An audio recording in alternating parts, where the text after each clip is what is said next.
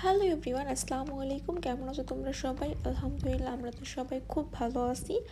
আর জাহিবাবুকে দেখে একটু মাশাল্লাহ বলে দিবা, তার জন্য একটু বেশি বেশি তোমরা দোয়া করবা। তো দেখো, আমরা বের হব। আজকে তোমাদের ভাইয়ের অফ ডে ছিল, যে কারণে আমরা রেডি হয়ে নিচে নামছি, একটু সেন্ট্রালে যাব।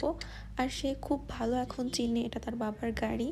বাসার নিচে নামার সাথে সাথেই সে গাড়ির কাছে দৌড়ে আসছে, সেই গাড়িতে করেই যাবে। আর নিজেদের গাড়ি খুব ভালোই তো চিনে, এটা আমাদের গাড়ি, দেখেন কেমন করতেছে।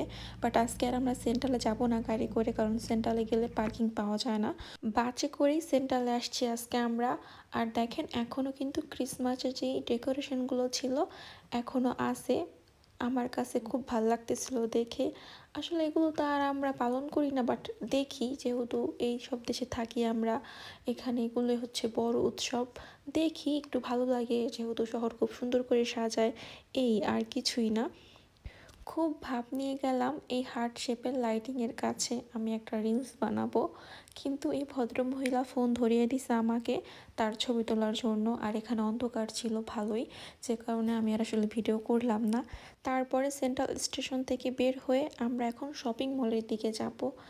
আর আজকে ওয়েদার খুব বেশি ভালো ছিল, অনেক দিন ধরে খুব খারাপ ওয়েদার ছিল, যেহেতু আজকে একটু বেশি ভালো ওয়েদার। আজকে কিন্তু অনেক বিজি শহর, অনেক মানুষ।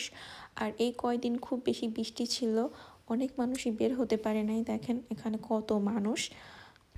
আমি একটু টিকে ম্যাক্সে আসছি হাঁড়ি পাতিল দেখার জন্য। এখানে এত সুন্দর সুন্দর ঘর সাজানোর জিনিসপত্র ছিল, এখানে আসলে আমার দেখতেই শুধু ইচ্ছে করে। মনে হয় না যে অন্য কোনো দোকানে যাই, বাসায় যাই, সব কিছু দেখতে ইচ্ছে করে, কিনি আর না কিনি, ভাই দেখতে যে কি শান্তি।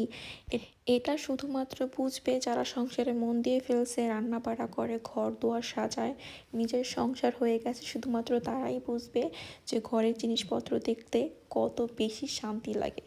টিকে ম্যাক্স চোখের সামনে পড়তেই আমি চলে আসছি এখানে। আপনাদের ভাইয়া কিন্তু আসে নাই, উপরে আছে।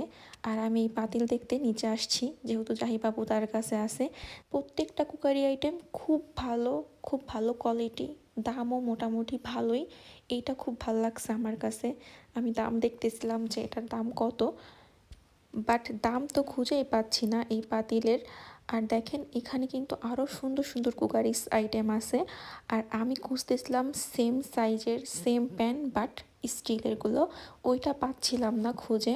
স্টিলেরগুলো সব হয়তো বা বিক্রি হয়ে গেছে।